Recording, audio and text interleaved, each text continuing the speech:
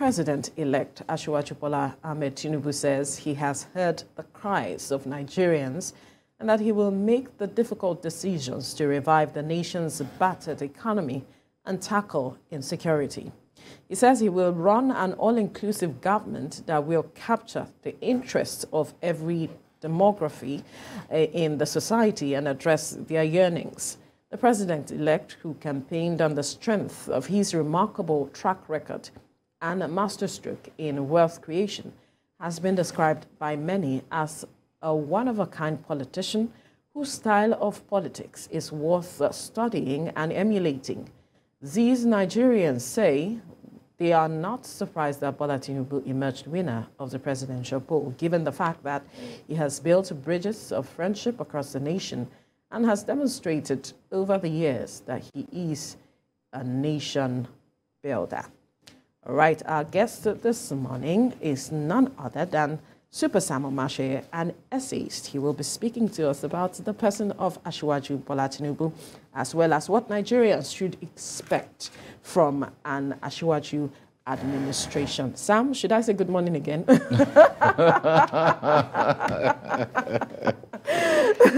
have to go and check whether it's morning. Exactly. If you look at the papers this morning, one of the papers had the headline saying, Tinubu pledged to Nigerians, his pledge to Nigerians, I will not disappoint you. My certificate of return is a World Cup trophy, President-elect says in Lagos. He just arrived Lagos yesterday, and he made a statement that he will not disappoint Nigerians. Talk to us from that window, what he is saying and what Nigerians should expect. If I get it right, I'm sure he's going to be Nigeria's 16th president. The 16th president of the United States was Abraham Lincoln. And when he was elected president, he said to the reporters, boys, your troubles are over. Mine have just begun. It means that was a country on the cusp of a civil war that ravaged the country and was able to pull the country out of that together because of a shared combination of grit, wisdom, physical exertion, and a sense of cooperative energy.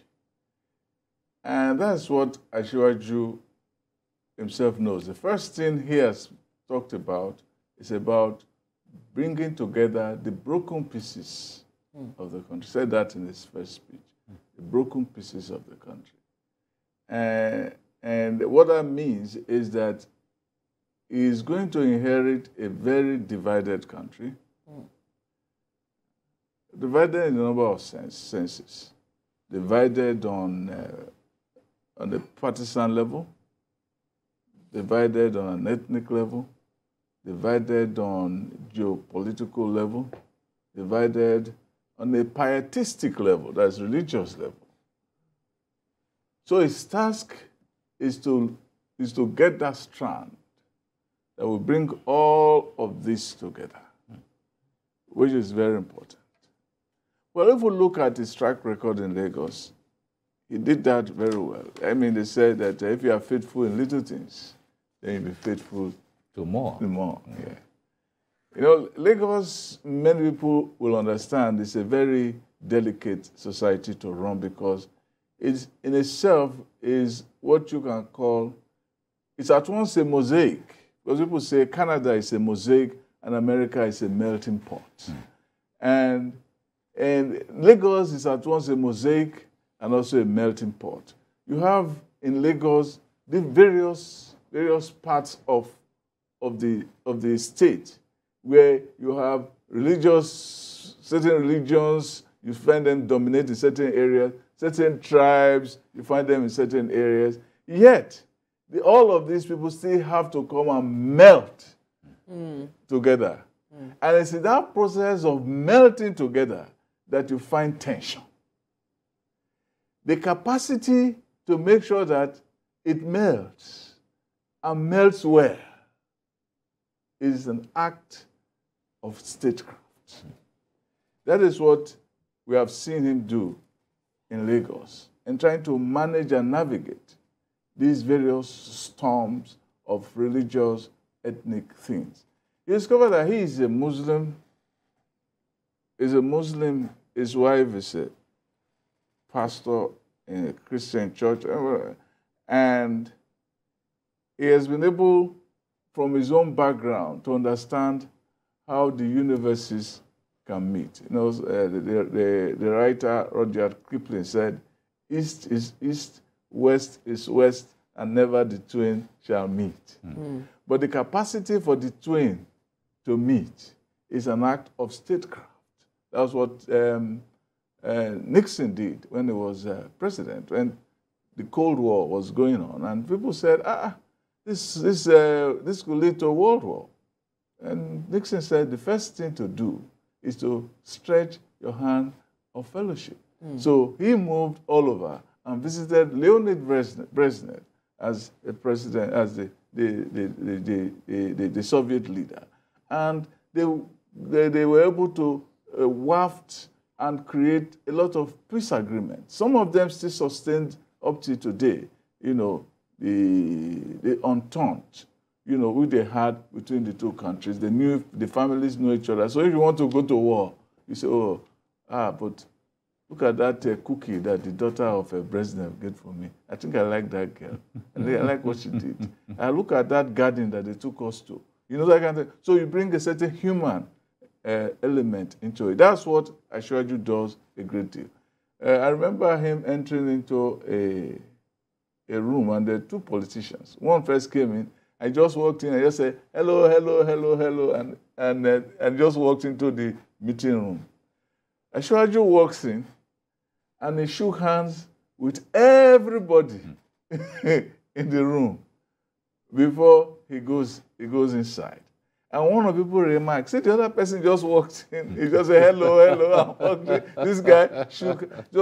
So he will need that kind of empathy to address the problem we have now. Because we have a problem in which some members of the religious establishment are very bitter. They were bitter during the campaign. They are still bitter because they lost. So the concept of bringing them together is a very important one, of making them feel that, you know, I might have won the election, but it's Nigeria that won. You didn't lose, because we still have our country. The whole idea is to bring all of us together into one. And that was that kind of sense of spirit that made him, you know, start as governor. This annual service that we do every first week of January to bring the church together. He, a Muslim, being the fulcrum of this inter-religious, interfaith harmony. So it would need a lot of that. This cabinet, it brings people from outside. The cabinet is from people from different parts of the country, even different parts of Southwest, people from the Southeast. It brings them into his administration. And when it works with all of them to make sure that everything comes together. It will need to do a lot of that on a national level.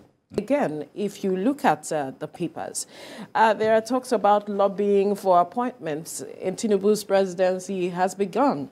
And we know how it has been in Lagos State, for instance, the succession and the fact that all of these persons have been able to deliver on the master plan he had for Lagos State. What do you see with regards to, at the national level, what will he be bringing to the table? Yes, I know there are stories about people trying to lobby for positions, and it's natural at this time. And if it were not happening, then you wonder why. Yeah, but the way it works is that it sets the vision. It sets the vision. It sets the template. then it gets people who can get into who can play certain roles. And that's what it's going to do. It's going to get people from different parts of the country.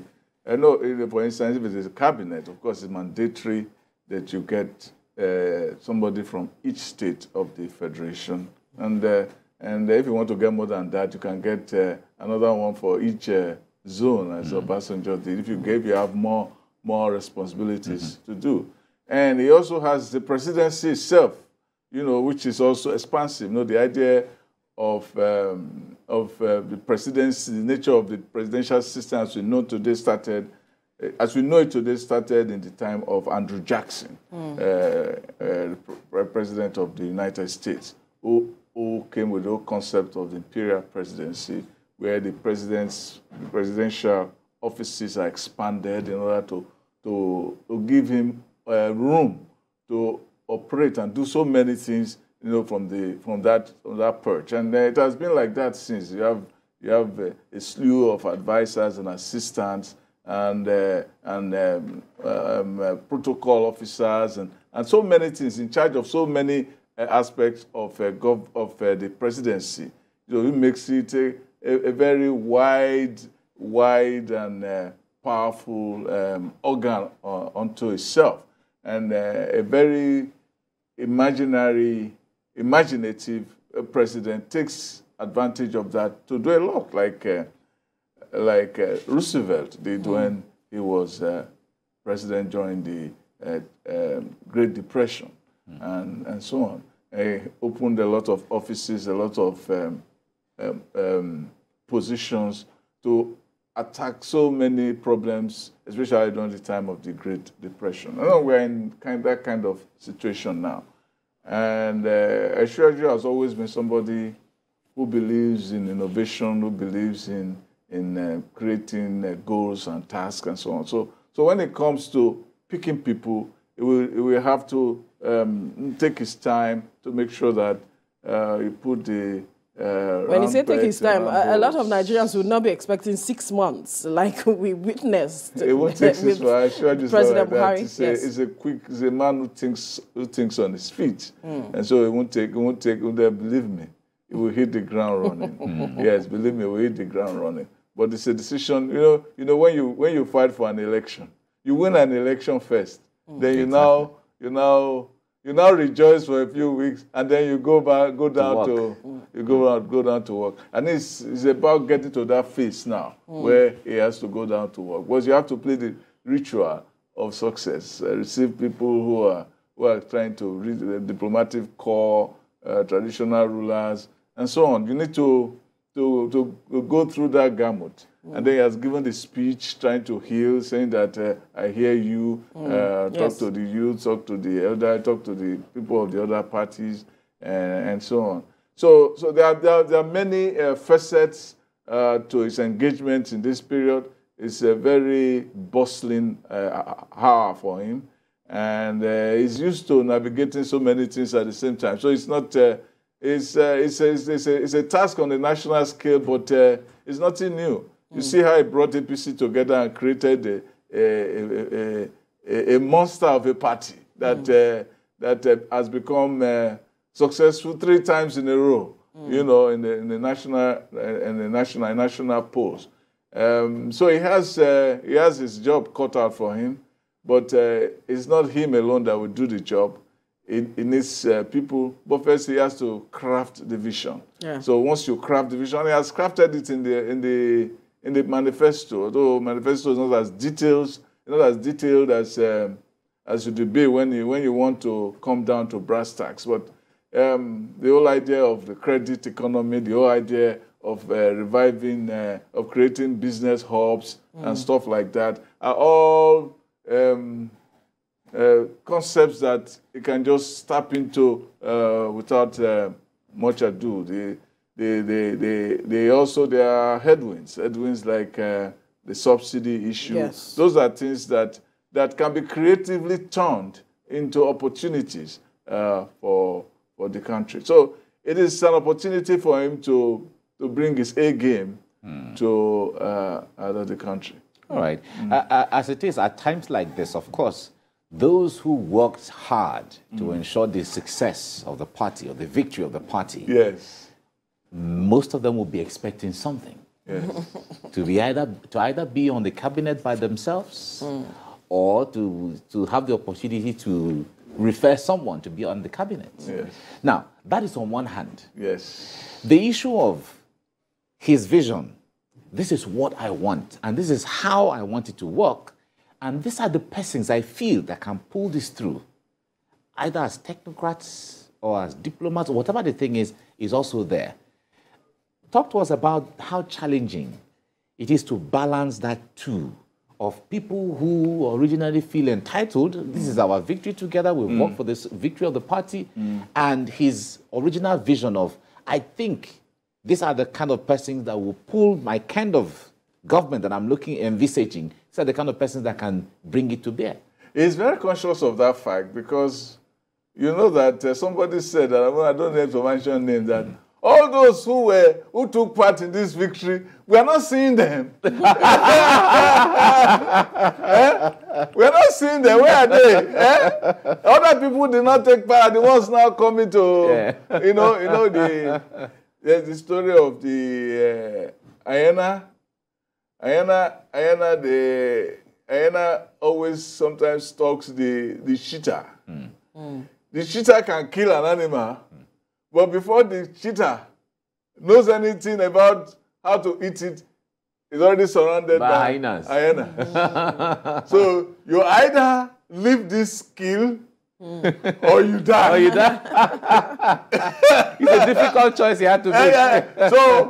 So what the hyena was, okay, the other animals in the bush. Let me live now. I have to live to live. Because if I want to fight these hyenas, they will finish me. So there's always that tendency for some people to want to do that. And I remember too when, and he knows about this kind of stuff, when the democracy stuff was going on and it came to an end. It was abroad in the UK when Abacha died and they were trying to get the new republic on. And everybody in the democracy group abroad, they held a meeting and they said, no. That let us not go first. We don't trust these people. Meanwhile, the people who formed PDP, most of them were not fighting for democracy, but now they had come in like the hyenas. So he said, he was trying to persuade them, and they won't listen. So he turned it into a comedy. He said, well, mo fẹ́ lọ rí màámi, I want to go and see my mother. That's how he came, and that is the root of what we have as the opposition that became AD, AC, and so on, that has today become also the fulcrum of APC. So he has a way of understanding immediately that there's always the hyena complex. Which you come in, I want to say, okay, now let me grab this thing. Even when the lion kills, the hyena also surrounds. So the lion has to be strong in order to survive even the predatory presence and the greed, the rapacity of the hyena. So there's always that. So he will have to do a lot of balancing act because there are people who work hard, who might be good for campaigns, but not good as administrators. Exactly. Or they'll hijack it. Exactly. They will make a mess of your vision. Exactly.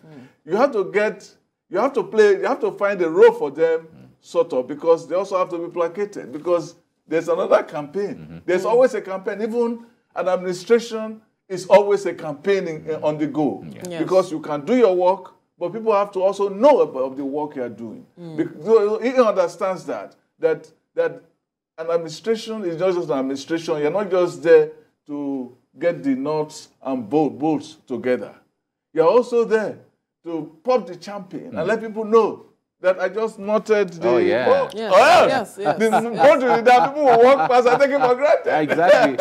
So there's always a campaign going there. People who always have roles to play in the course of the administration. So there are also areas that are beyond compromise. There are roles beyond compromise. Who handles the economy? It's not about whether you work for me or not. We want to get this job done. Yes. Who handles security? This is a job we have to get done. Who creates, who are those to be put in charge of making sure that the people love each other and don't go at each other? Those are jobs that have to be done seriously. Jobs like that. The legal, the pursuit of the rule of law. The creation of a great network around the world. If you want to get a credit system going, you need competent people. Yes. Who understand the sociology of the country, also understand the economics of it, and who can reconcile, like our Polanyi, the sociology and the economy. You don't want to be too economistic and don't want to be too sociological. So you want to bring everything together and make sure that it fits. It takes a great balancing act, because you cannot keep all your administration full of bureaucrats or technocrats. Or because the technocrats can kill an administration. Exactly. Because it becomes an administration without a blood, with only bones but no blood. Because you need blood to run. Yes. But you cannot keep them with politicians alone. It will become blood without bones. Then you make no flesh. In either case. Exactly. Right. Now, while he was campaigning, he met with the business community. He met, a lot of persons. But Nigerians are waiting to see what he will do with regards to the economy, especially. We knew how he turned things around in Lagos State, and Nigerians are waiting to see that happen, especially with regards to the cash crunch, as we're witnessing now, and then we also have the fuel subsidy that you mentioned earlier, and so many other things. I'm wondering what you see him doing, how he is going to address that, the economy. The economy is a very important part of his own vision, and the economic part vision itself has so many parts. Yes. You have the part about the credit economy, and the credit economy is trying to create also works with a data-driven economy, because you cannot have a credit economy without a database. So those are the things that he has to work on. He also has talked about hubs. Yes. Talk about hubs in the Niger Delta area, hubs in the east, hubs in the southwest. So the creation of a cluster of hubs itself, and an unveiling of financial flows into the system are all part of a delicate scheme of bringing labor and money. In other words, brain and opportunity in order to unleash the economy.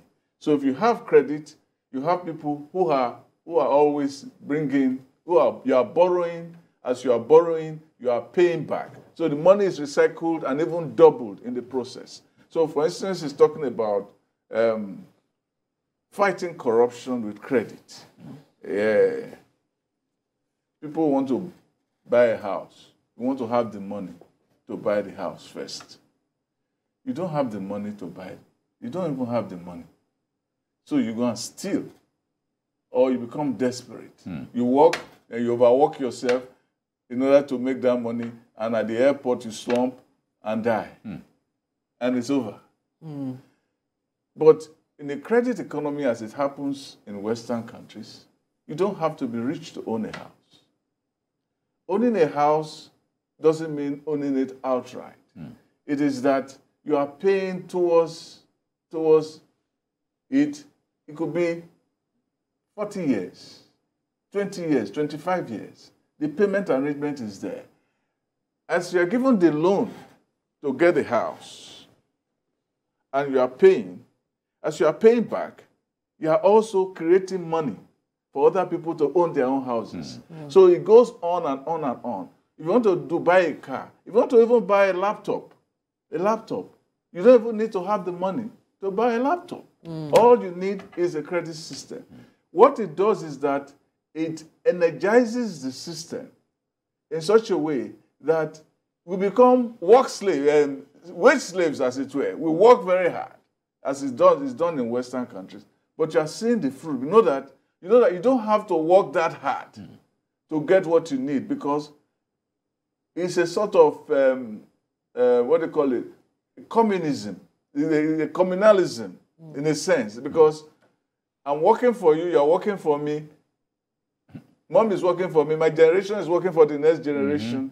We're all doing that because we are keeping money in the system, and we're getting from it. We're getting things that are bigger than we own. But everybody is paying for it at the same time. Yeah. So that is how it is. Everybody is paying for it. They say that the 3 C's of capitalism are cars, condos, and credit card. You know, condos, that represent your house, and what is it? Cars to move around. Credit card is a credit. So the credit itself creates the atmosphere. That's where the banks come in. Our banks have been very idle. This is an opportunity for them to wake up. Remember when he was addressing them at Eco Hotel, he started mentioning some of the titans. Say, get ready. Jim Ovia, and so on. He started pointing at them. Say, get ready. This is an opportunity. Our banks now have an opportunity, not just to make money out of small transactions you make. It's opportunities for them to have thinking departments in their banks to generate ideas, to generate interests in how to make money. People will now come to become part of it. But very crucial to all of this is the existence of a strong database, so that you borrow money, I can trace you. Yes. The student loan. Yeah. The student loan can also work that way. I don't have to have my mother or my father have money before I can go to school or pay the school fees. But if the school fees are paid, by the time you finish, you get your work, you start paying back. An arrangement will be made. Maybe you get your work, it's all stated that you're now earning 50,000. If 50,000 is your money, if it is 1,000 or 2,000 that you're going to pay every month, you pay it. By the time you have 2,000 to about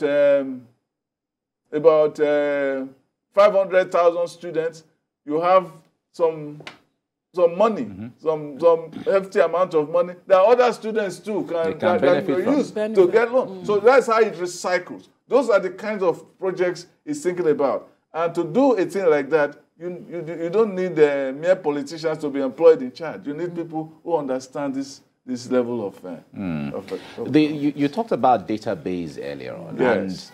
And it seemed like it seems all the code numbers that Nigerians have. You have your international passport, the code is different. Yeah. You have NIN, the code is different. You have BVN, the code is different. There's another one, the voter registration or voter card, the PVC, the code is different. The point there is, we've been talking about bringing, unifying, and melting them all into one. For instance, just like the international passport, you register, you go to get your international passport for the first time. You're giving a number, which you use until it expires. You go to renew, they give you another number. Instead of maintaining the number that you have, which is in the database of the immigration service. Now, what would it take to now melt all these things into? Are we expecting something like that, where everybody has just a social security number? There has to be a thing like that. And but we're already not far away from it. The Google map itself shows that we have always shows that we have all our residences, all our streets all mapped out. We all have many of us have our IDs. Any of these ones you've mentioned, we had them. What it means is that we just need a centralized pool that can have it. Like in the US, if somebody commits a crime, you just see his name and maybe social security number, or even his driver's license. The policeman can just slot it into the system and know that the person has committed a crime. One time I did a ride along with Denver police as a reporter overnight, and they caught somebody.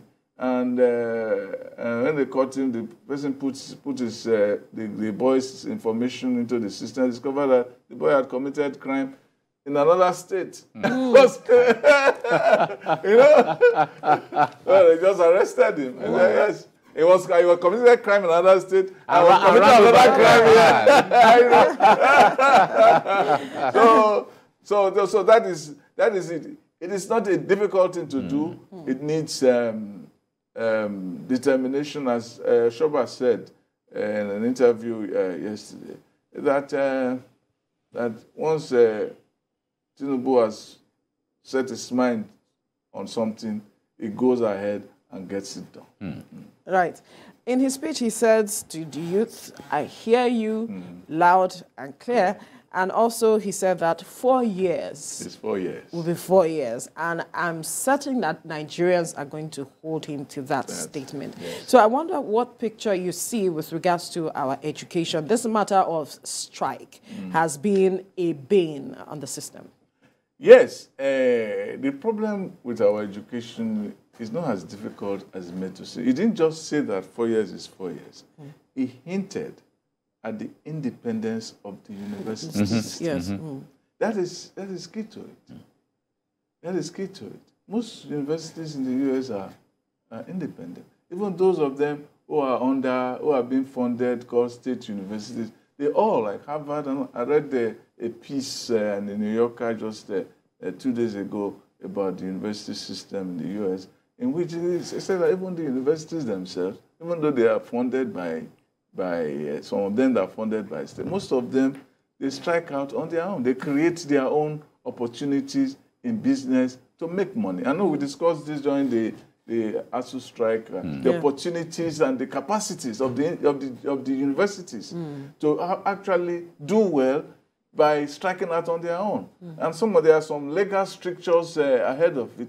They need to handle that. That's why his legal team, for instance, as president, has to be top-notch, be able to understand. And he himself reads law book, even though he's not a lawyer. I've seen a book on the theory of law on his table once, in those days when he was fighting,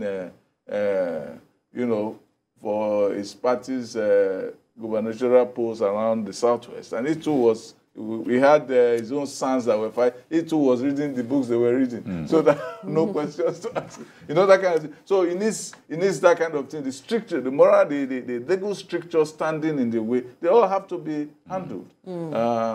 I think that is doable. Once the universities are freed to be on their own, they won't, not that they are outside the ambit of the federal government, but they have enough wiggle room to strike out on their own and do what is best for them, and then set and start what can be called a Nigerian intellectual tradition. Right. That's it. You can't do that when you are using feeding bottle. And the curriculum also has to change. Curriculum is part of the intellectual tradition. Yes. That's how you do it. That's what it means. Well, we have to wrap up the conversation here now. So much to be said, but we must thank you, Super Sam Omashe, an essayist, for speaking with us with regards to this matter.